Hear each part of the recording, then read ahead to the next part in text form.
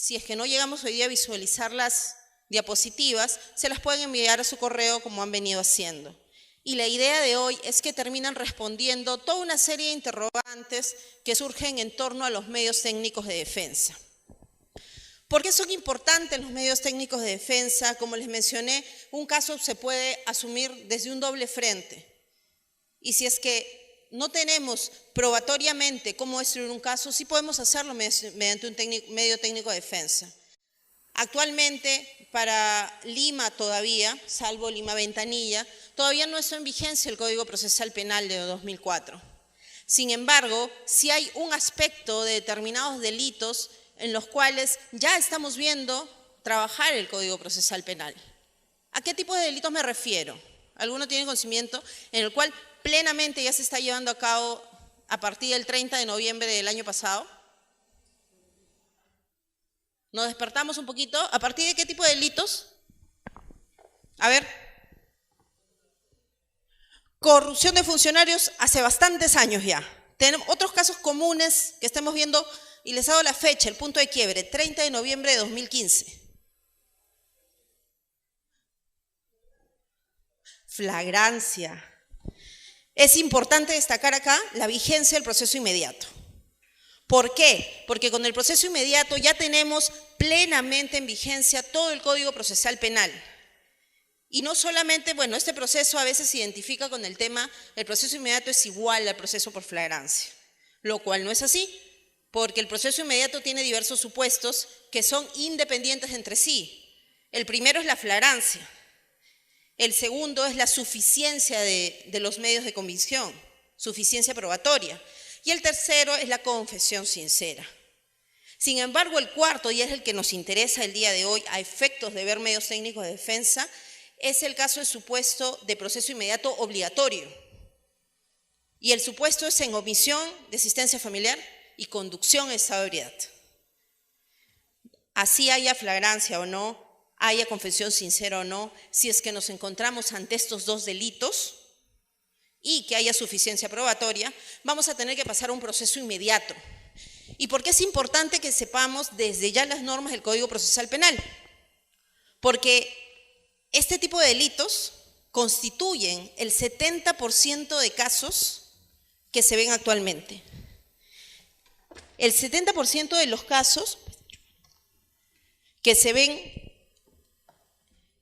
ante nuestros tribunales son conducción en estado de ebriedad y omisión a la asistencia familiar, porque son los delitos más recurrentes. ¿Y qué sucedía con el antiguo sistema antes del 30 de noviembre del año pasado?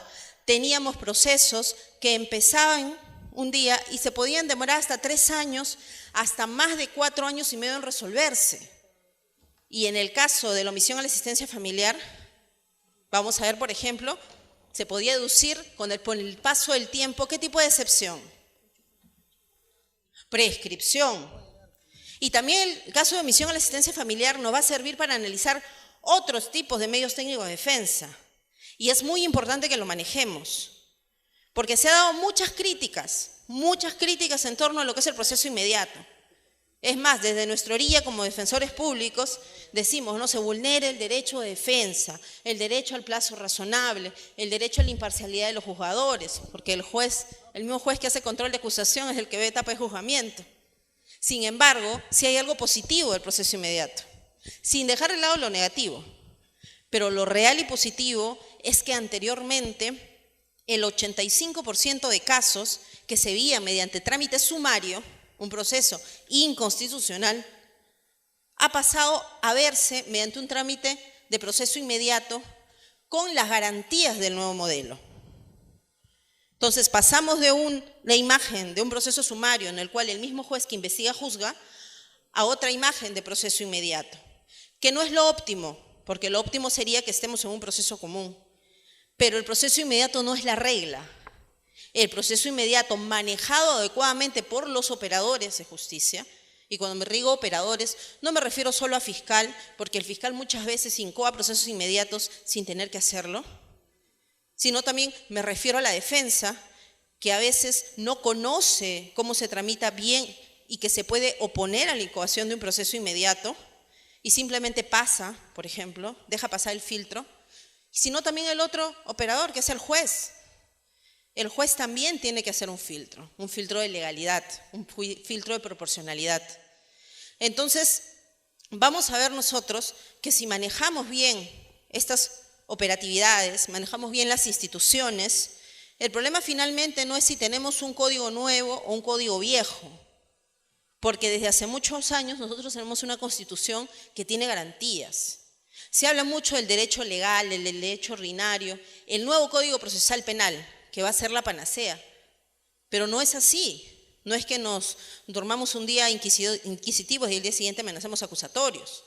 No va a ser así. Las prácticas, las buenas prácticas, es lo que va a ir dando paso a ese sistema. Cambiarnos el chip, dice, ¿no? Pero el cambio de chip no se logra solamente tratando de cambiar un código. Nosotros tenemos hace mucho tiempo, y ahora ya no se habla de derecho constitucional nada más, sino se habla de derecho convencional. Y el derecho convencional obliga a que se tome en cuenta, al momento de interpretar todas las instituciones, no solamente los tratados internacionales, sino la interpretación que ha dado de esta los tribunales de justicia en tratados internacionales, la Comisión Interamericana de Derechos Humanos, la Corte Interamericana de Derechos Humanos. Entonces, vamos a ver que nosotros podemos ir aplicando y podemos ir viendo buenas prácticas, como lo han venido haciendo diversos tribunales de justicia. Por ejemplo, desde hace más de 5 años puedo decir yo que Lima Norte tiene buenas prácticas en juicios orales. Antes incluso de que entren en vigencia o se modifiquen algunos términos exactos del nuevo código. Lima Norte permitía alegatos de apertura. ¿Por qué? Si el fiscal hace un alegato de apertura por principio de igualdad, puedo dejarle hacer un alegato de apertura al abogado defensor. Y me plantean ambos su caso. Permitía uso de objeciones. ¿Por qué? Porque el mismo Código de Procedimientos Penales me establecía diversos mecanismos. ¿Qué preguntas estaban permitidas y qué preguntas no? Entonces, no es necesario reglamentarlo todo. Y es importante que ustedes, como operadores de justicia, porque aquí estamos el grueso de los operadores de justicia, y cuando digo eso me refiero, ¿por qué el grueso? Porque estamos con auxiliares jurisdiccionales, secretarios, técnicos, que muchas veces son los que llevan a cuestas el juzgado. Muchas veces son quienes llevan a cabo las instructivas. En muy pocas excepciones son directamente los jueces, por ejemplo. Ya con el nuevo modelo esto pues cambia, dicen ¿no? que ya todo el trabajo se pasa a la fiscalía y ahora ustedes van a hacer apoyo a los jueces de garantía. Y como apoyo a los jueces de garantía, tienen que saber cómo se tramitan cada uno de estos medios técnicos de defensa.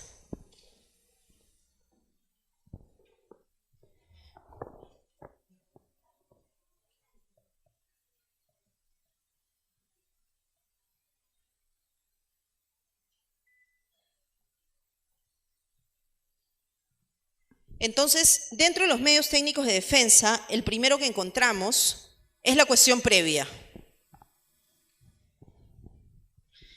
Y les mencioné el tema del delito de omisión a la asistencia familiar.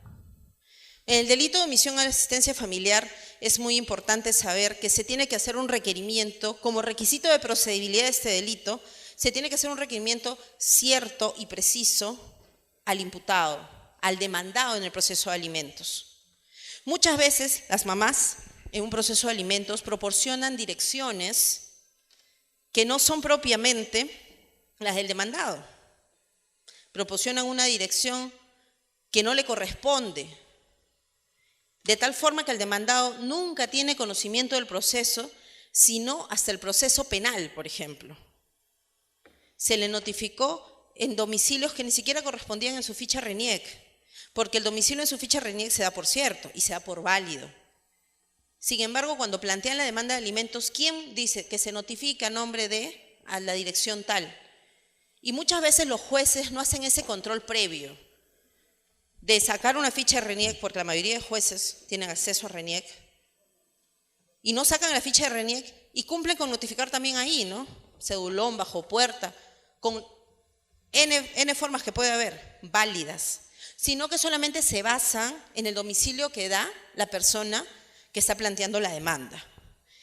Y si es que ello es así, llega el proceso penal sin que se haya tenido conocimiento ni de la obligación alimentaria judicialmente entablada, porque es obvio que si tiene un hijo sabe que tiene una obligación alimentaria, pero el delito de omisión a la asistencia familiar no solamente te exige que conozcas la existencia de una obligación alimentaria o que la tengas.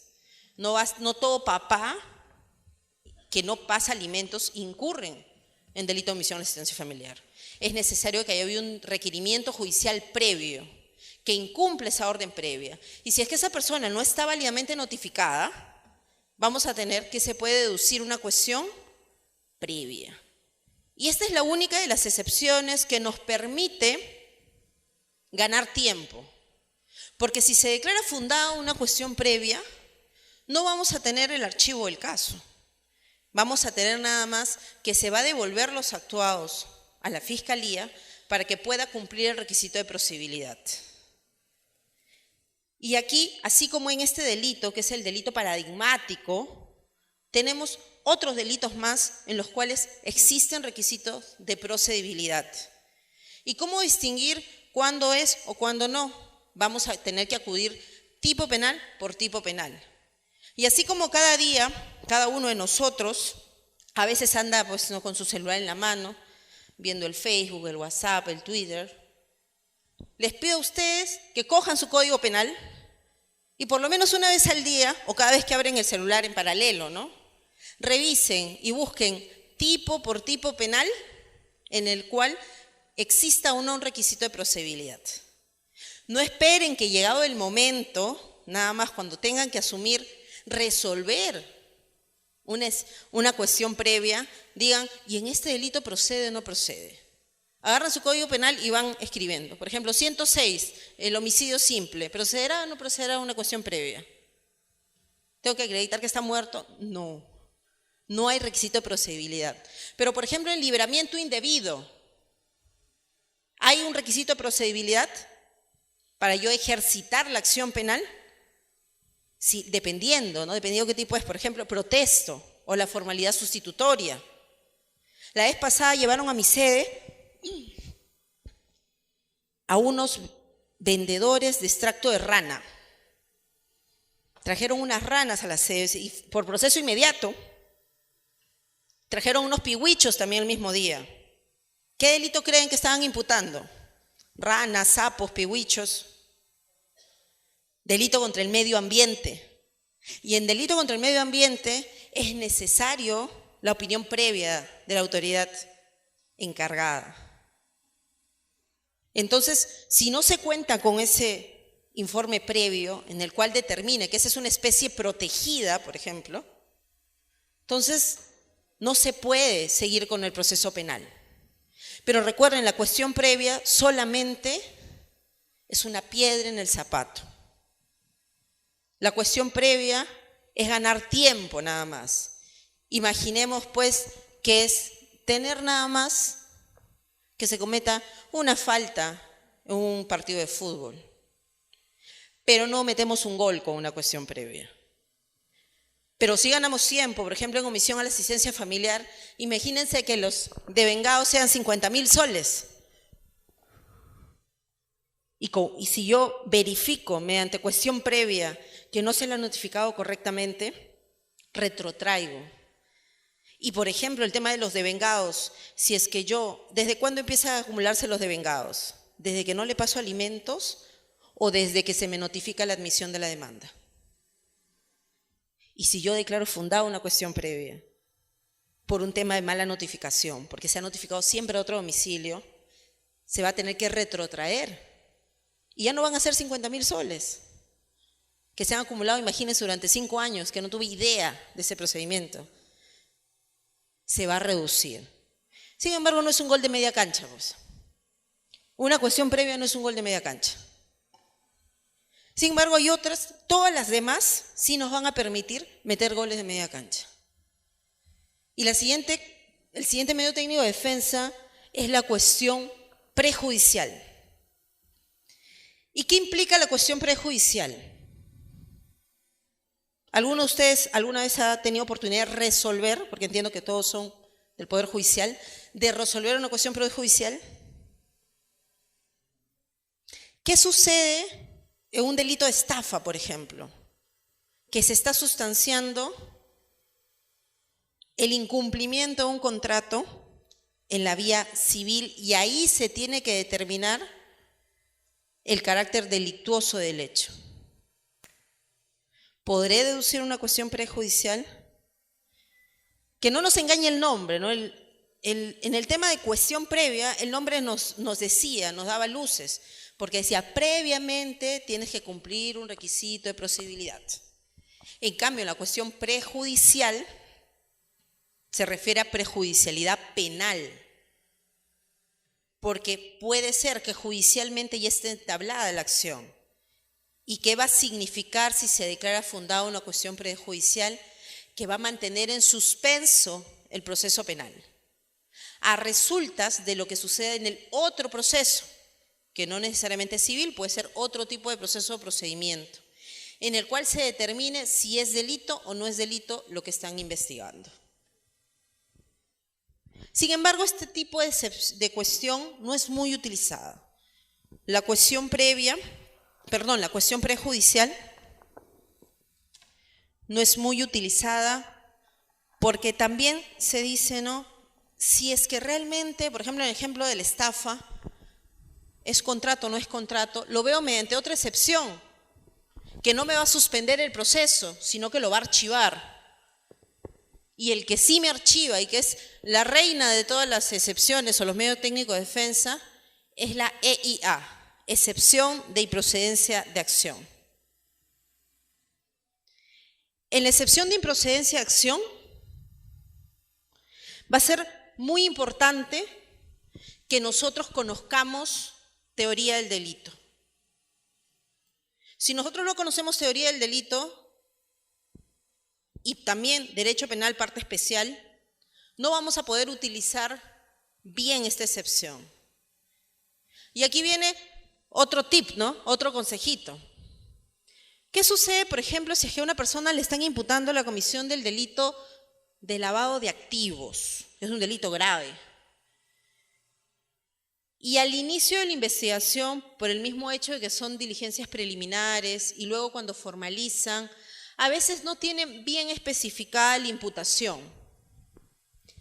Antes de deducir una improcedencia de acción, soliciten la aclaración de esa disposición mediante la imputación necesaria.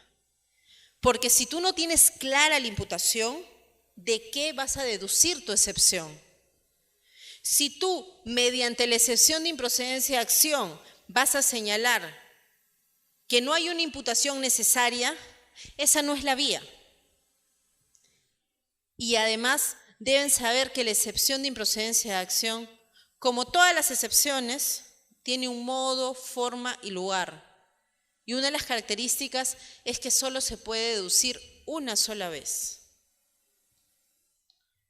Si es que nosotros perdemos la oportunidad de deducir correctamente la excepción y salimos como muchas veces salen muchos abogados diciendo que no hay responsabilidad penal de mi patrocinado y por eso deduzco la excepción, o que no hay imputación necesaria, ese no es el fundamento de una excepción de improcedencia de acción. Para yo poder deducir una improcedencia de acción, tengo que ponerme en el supuesto de que la descripción fáctica que me da el fiscal en la disposición de formalización y continuación de investigación preparatoria es cierta. No que yo tengo elementos de convicción que contradigan lo que digan, no. Tengo que poner en el supuesto de que, siendo cierto, esta excepción, estos hechos no encuadran en el tipo penal.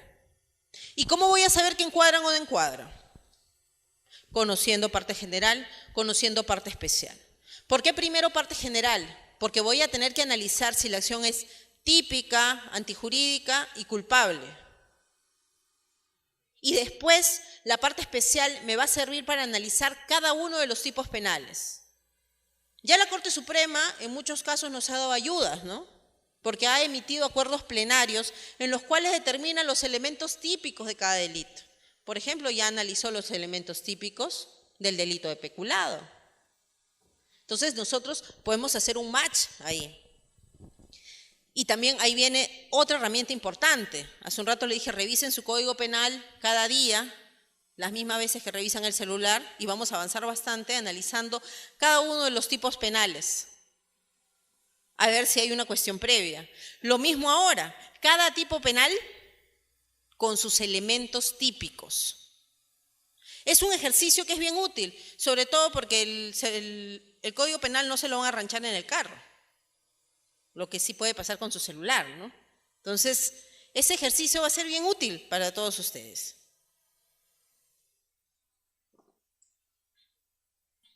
¿Por qué es importante la herramienta del derecho penal parte general y el derecho penal parte especial? Se ha dicho mucho de que este nuevo código solamente es un código de técnicas de litigación, dicen, ¿no? Que los alegatos, que cómo pregunto, que cómo hago. Pero un caso no solamente se gana con eso. Todas las técnicas de litigación que se suelen enseñar están enfocados en procesos en los cuales hago una defensa de fondo, no una defensa de forma. Si es que yo hago una defensa de forma, cambia sustancialmente la forma de enfocar un caso. Porque yo no voy a hacer un caso cuando expongo un medio técnico de defensa, un caso basado siquiera en algún tema humano-social, como sí podría ser cuando hago mi alegato para un tema de fondo. Se habla, pues, ¿no?, que tengo que tener mi lema, tipo titular de periódico. Esto no sirve en los medios técnicos de defensa. En los medios técnicos de defensa, y por eso se llaman medios técnicos de defensa, es un tema eminentemente jurídico. Vamos a ver cuando veamos desarrollo de audiencia de medios técnicos, que en la audiencia es posible que esté el imputado. Sin embargo, por una cuestión estratégica, a menos que sea, pues, un imputado con conocimientos jurídicos que va a sumar a lo que nosotros vamos a decir, no es ni imprescindible ni necesario que participe, salvo para decir que está de acuerdo con lo que ha dicho su abogado. Hace poco más de un mes y medio hubo una audiencia de cesación de prisión preventiva de un caso conocido, de un caso del clan Orellana. En esta audiencia de cesación preventiva tuvo como dato previo que habían declarado fundada una excepción de improcedencia de acción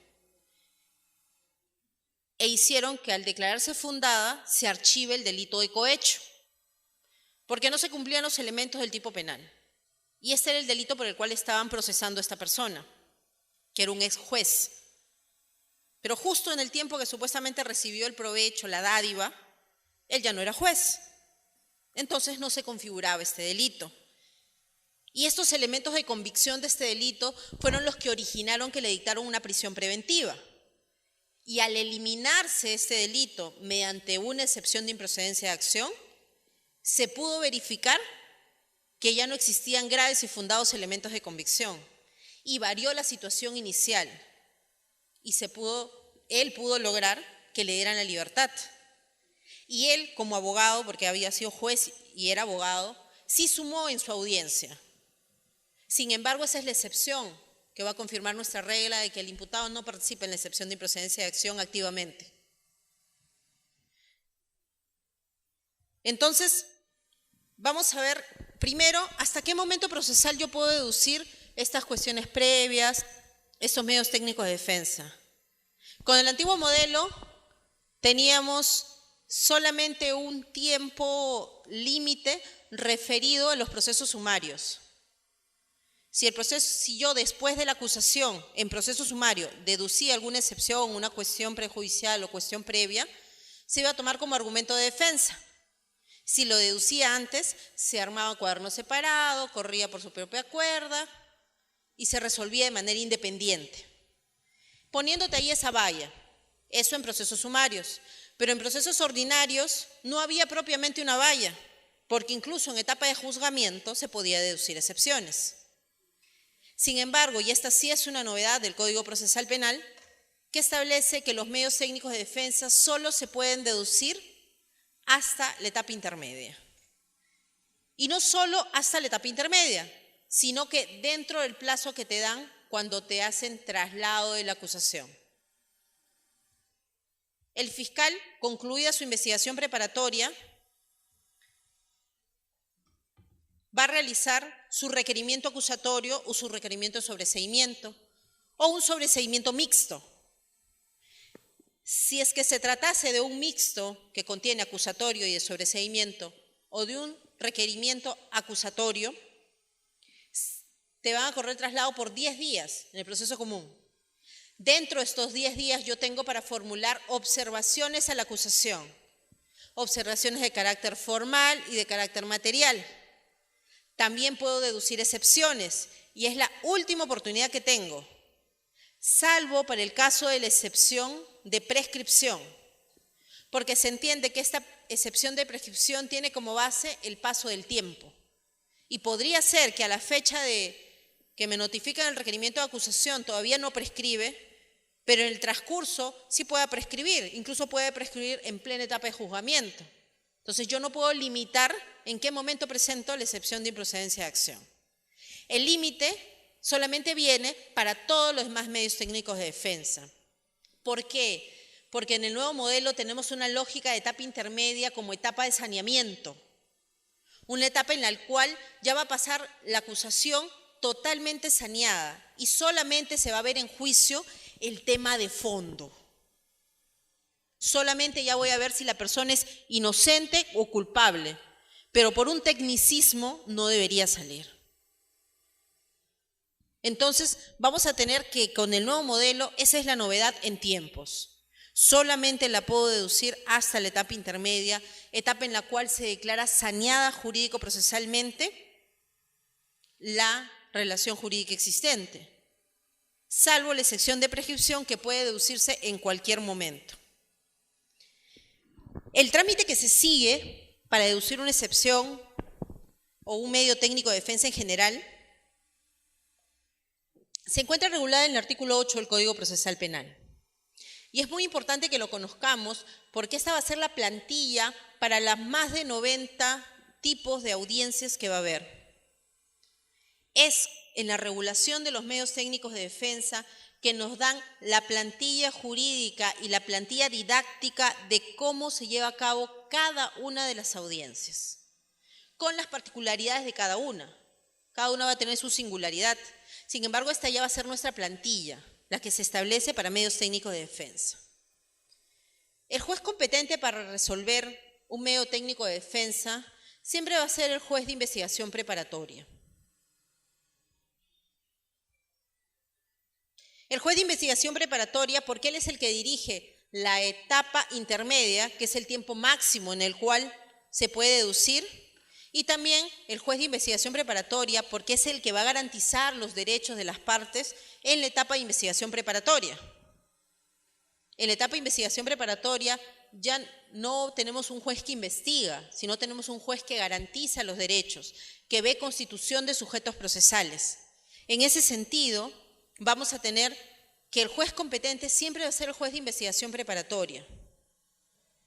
Cuando se trata de procesos, por ejemplo, especiales, referidos a altos dignatarios, por más que quien juzgue, por ejemplo, o quien dirija la etapa de investigación preparatoria sea un vocal superior, el menos antiguo, por ejemplo, cuando ven un caso de un fiscal provincial, tiene que ser un vocal quien lo juzgue.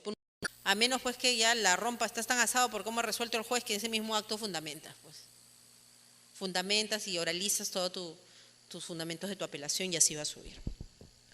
Una vez que el juez declare pues concedido el recurso de apelación, habiendo verificado que se haya interpuesto conforme a ley, va a disponer que se agreguen a los actuados los elementos de convicción que la Fiscalía tiene en su poder. ¿Se acuerdan que les dije que cuando se deducía la excepción se tenía que adjuntar los elementos de convicción que se tengan? Y si no se tenían esos elementos de convicción, ¿se le tenía que decir al fiscal que exhiba su carpeta fiscal? Pero si es que va a haber apelación, la carpeta fiscal solamente se exhibe, no es que se quede. Entonces, si es que hay apelación, lo que va a hacer el juez es decirle al fiscal que remita copias certificadas de esos elementos de convicción que tuvo en cuenta para formar el cuaderno de apelación. Y ahí viene nuevamente el trabajo de ustedes. Recibida la apelación, no solamente van a tener que verificar que esté correctamente y se cumplan los requisitos del medio impugnatorio, sino que una vez que admitan, van a tener 5 días para pedir actuados a la Fiscalía. Una vez recibido actuados de la Fiscalía, recién arman el cuaderno de apelación y lo elevan a la sala. Si es que transcurre el plazo y el fiscal pues está renuente a entregar las copias, no ha entregado las copias dentro de los 5 días, igual se va a elevar el cuaderno de apelación, con las copias o sin estas. Sin embargo, se le va a poner en conocimiento al fiscal superior para que sea este quien inste al fiscal provincial para que complete el cuaderno de apelación. La idea es que no se retrase el trámite. Yo le doy al fiscal 5 días. Si no me presentó en los 5 días, igual yo lo elevo. Actualmente también es un poco difícil cuando apelan, armar nuevamente apelación. Ustedes no tienen que pedir elementos de convicción a Fiscalía, porque tienen todo el expediente. Pero imagínense que tuviesen que pedir, con este modelo, con el actual que tienen, que tuviesen que pedir copias a la Fiscalía. No lo subirían nunca el expediente, quizás, porque demoraría. En el nuevo modelo se va a hacer eso, se pide, y si no tienen las copias, se eleva con lo que se tiene y se remite información al fiscal superior. Otra característica de los medios técnicos de defensa es preguntarnos si es que es deducido por una sola persona, ¿tendrá un efecto extensivo favorable? Imaginemos que el medio técnico de defensa es deducida por uno de los 5 procesados, pero los 5 procesados se encuentran en la misma situación jurídica a nivel de imputación fáctica, son coautores, por ejemplo, de un mismo delito, con los mismos elementos de convicción, con la misma descripción fáctica, solo que su participación ha sido, pues, cada quien tuvo un rol, pero el tipo penal en sí es el mismo. Pero solo uno de ellos, uno nomás consiguió abogado, los otros 4 el defensor público, que te voy a estar haciendo una excepción, dice, mucho me demoro. Y su abogado privado deduce una excepción y lo fundamenta excelente y gana el caso. ¿Qué pasará con los otros 4? Como no tuvieron abogado que deduce excepción, pobrecitos, siguen en el proceso. Hay un efecto extensivo de los medios técnicos de defensa. Si el medio técnico de defensa deducido a favor de uno de los imputados beneficia a los demás, si es que se encuentran en la misma situación jurídica. Entonces, ¿qué va a tener que hacer el imputado no favorecido? De oficio, el juez debería declarar ahí la extensión del medio técnico de defensa. Pero si no lo hace, se solicita que se declare extensivo los efectos de este recurso.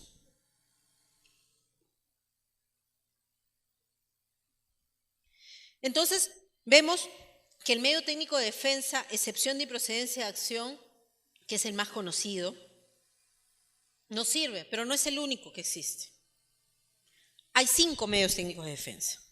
Hemos visto cuestiones, cuestión previa, cuestión prejudicial, 2. Y 5 medios técnicos de defensa. Ya hemos visto la excepción de improcedencia de acción. Los otros son los siguientes. El primero es la excepción de naturaleza de juicio. Y aunque es medio así, dicen, ¿qué le vamos a hacer? No es muy conocido, porque el más conocido es la excepción de improcedencia de acción. La excepción de naturaleza de juicio permite que un caso que está llevado mediante un trámite de manera incorrecta sea encausado al procedimiento correcto. Imagínense que un caso se está llevando por la vía de un procedimiento especial. Sin embargo, no corresponde. Por ejemplo, se está llevando a cabo mediante un proceso inmediato, un caso que no corresponde. No estamos hablando de conducción o de estado de ebriedad o de omisión, que es obligatorio, sino otro delito. Y no corresponde que se vea mediante la vía del proceso inmediato. ¿Cuál es la forma de reencauzarlo? La excepción de naturaleza de juicio. Y a la inversa también, si se está llevando en la vía común, puedo pedir mediante esta excepción que se vaya a un procedimiento especial. Antes tenía mucho más sentido, ¿saben? Antes tenía mucho más sentido esta excepción con el antiguo modelo, porque teníamos esa división entre sumario y ordinario. Y si es que se estaba llevando en el ordinario, siendo sumario, pedíamos excepción de naturaleza de juicio. O si se llevaba en ordinario y era sumario, excepción de naturaleza de juicio. Sin embargo, en el nuevo modelo tenemos un proceso común nada más. Los demás son procedimientos especiales. En cambio, con el antiguo modelo teníamos en paralelo el ordinario y el sumario. ¿Qué se distinguía? Porque en unos nada más era una lista los que pasaban ordinario y todos los que no estaban en esa lista se iban al sumario. En cambio, ahora tenemos procesos comunes. El proceso común es la regla. Y todos los demás procedimientos especiales tienen como base el proceso común. Sin embargo, por ejemplo, han escuchado el proceso de seguridad. Ustedes, dirigido a los que son los inimputables. Graves alteración de la conciencia, por ejemplo, ¿no? Pero el que puede solicitar que un proceso se convierta en proceso de seguridad es el fiscal nada más. Si ustedes revisan el Código Procesal Penal, van a ver que solo el fiscal puede pedir eso. ¿Y cómo hago yo que tengo un procesado que está loco para que vaya a proceso de seguridad si lo están llevando en proceso común? Porque tiene características diferentes. Puedo utilizar la excepción de naturaleza de juicio. Entonces, ¿por ahí qué nos sirve? O también, por ejemplo, cuando un funcionario público no está siendo investigado por el fuero que le corresponde o por el juez que le corresponde. Proceso especial ahí por la calidad de la gente. También una excepción de naturaleza de juicio. Porque, por ejemplo, si es que estoy investigando a un congresista, tiene derecho ante juicio. Entonces, vamos a ver que no necesariamente el proceso común tiene más garantías que todos los demás procedimientos. Hay procedimientos que nos dan más garantías, por ejemplo, el proceso contra funcionarios públicos. Y además, tomando en cuenta que los procesos, y eso lo deben haber visto cuando han visto acción penal, acumulación, ¿quién es el juez competente en el caso de particulares involucrados en delitos con funcionarios públicos? Por acumulación lo va a ver y va a seguir el trámite del funcionario público.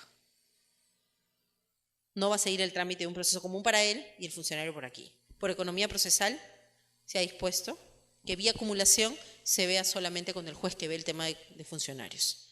Entonces, si es que no está siendo así, reconduces el trámite. Esa es otra de las excepciones. Excepción de naturaleza de juicio, ya tenemos excepción de improcedencia de acción. La otra excepción es la excepción de prescripción, que en teoría no debería deducirse ya tanto con el nuevo modelo, porque se entiende que los procesos van a ser más rápidos. Sin embargo, cuando vemos excepción de prescripción, tenemos que conocer todas las reglas de prescripción del Código Penal.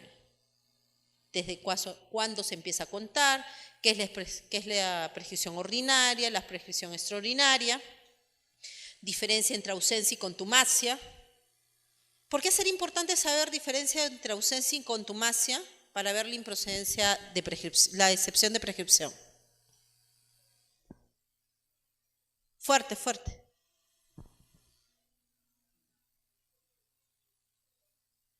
Exacto. No es lo mismo ser contumaz que ser ausente. A efectos de prescripción. Con el ausente, el plazo sigue corriendo. Con la contumacia ya no. Y ahora también la contumacia, la ausencia, no solo es por resolución judicial, que ya se da. Con el antiguo modelo tiene que ser con resolución, ausente o contumacia, sino que es con audiencia. En la audiencia, para el abogado siempre va a ser un triunfo, como abogado defensor público, son los que más ausencias conseguimos. ¿Por qué? Porque si hay abogado privado, apersonado, ¿qué implica? Que hay conocimiento formal del proceso y además material. Hay evidencia del conocimiento del proceso. El apersonar abogado hace que evidencie que conoces el proceso y que no te presentas. Entonces, si tu lógica va por un tema de prescripción como imputado, no apersones abogado. Deja que vaya el defensor público a tu audiencia. Y el defensor público va a verificar, por ejemplo, que le pueden haber notificado en su casa. Pero si no recibió personalmente la notificación o no fue un familiar directo, porque es otro criterio que toman en cuenta, no tiene conocimiento del proceso y logra que se declare ausencia. Y con la ausencia los plazos de prescripción siguen corriendo. También es importante que sepan distinguir los delitos continuados, el concurso real, concurso ideal, los instantáneos, los permanentes. Son términos que a estas alturas ya debemos manejar. Porque si no manejamos qué tipo de delito es cada tipo penal, no vamos a poder empezar a contar bien el plazo de prescripción. Hay delitos en los cuales no nos genera mayor problema contar el plazo de prescripción. Por ejemplo, un delito de homicidio. Sabemos desde cuándo empieza a correr. Pero en los delitos de Estado, por ejemplo, o los delitos permanentes, o los delitos que no tienen aparejada pena privativa de la libertad, ¿a los cuántos años prescriben los que no tienen sanción de pena privativa de libertad?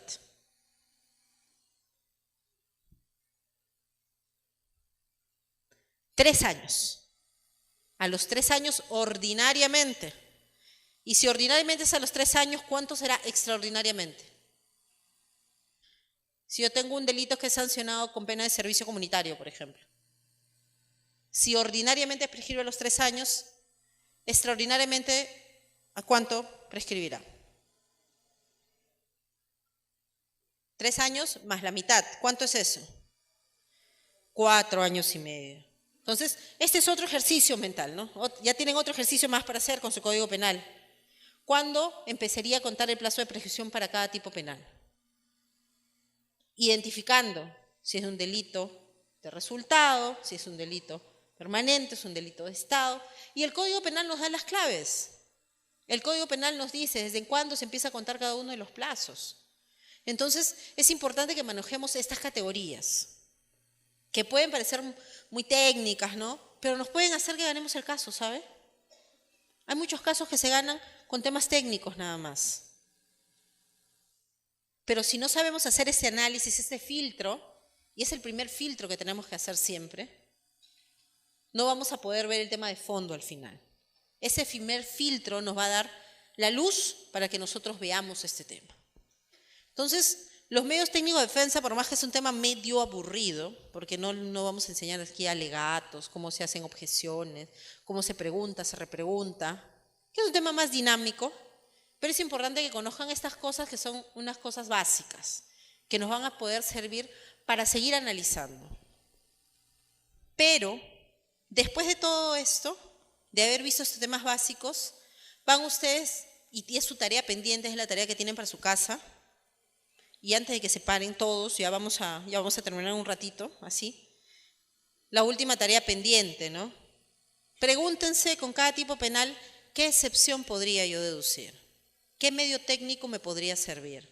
O ustedes cada vez que tengan un caso en sus manos, ahora, no esperen que entre el código en vigencia. Ustedes manejan casos penales, la mayoría. Quizás también hay de otras especialidades aquí, pero los que manejan, cuando tengan su autoapertura de instrucción, porque es lo que manejan, y a partir de ahí, esa es su base.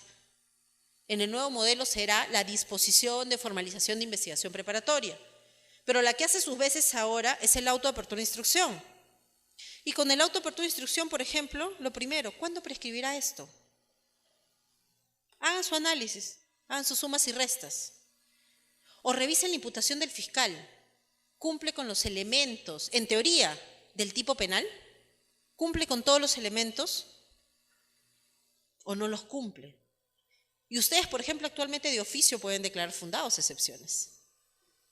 Y tienen un caso menos para la carga. Ya no tienen que tomar instructivas, preventivas, testimoniales, haciendo un filtro. Ustedes son el filtro ahora. Es el filtro técnico. Porque muchos casos, ¿cuántos casos a veces es la papa caliente? Por ejemplo, en prescripciones, ¿no? Con el antiguo modelo más que con el nuevo. La papa caliente en las prescripciones. ¿Dónde prescribe el tema? ¿Prescribió en tus manos, lo pasas al fiscal, o que prescriba con el juez cuando yo entro a despacho? Porque incluso sé que hay una resolución administrativa que dice que cuando uno resuelve una prescripción, tiene que señalar específicamente el momento y dónde prescribió. ¿Y te imaginas que ese momento sea cuando esté en tus manos? ¿Cómo evitas eso? Apenas tienes revisado, no le estoy diciendo pásala, ¿no? Apenas lo tengas, revisa el plazo y márcatelo. Así como marcan muchas veces los plazos cuando hay detenidos, ponen cuando vence en la portada, cuando vence su detención, su prisión preventiva. Igualito, ¿cuánto prescribe? para que sepan a qué expedientes le dan prioridad y qué expedientes no. Dicen que justicia que llega tarde no es justicia. Ustedes, con medios técnicos de defensa, tienen la forma de dar justicia también. Y el día de hoy espero haberles otorgado algunas herramientas que les permita llevar a cabo esa misión tan noble que ustedes tienen. Muchas gracias.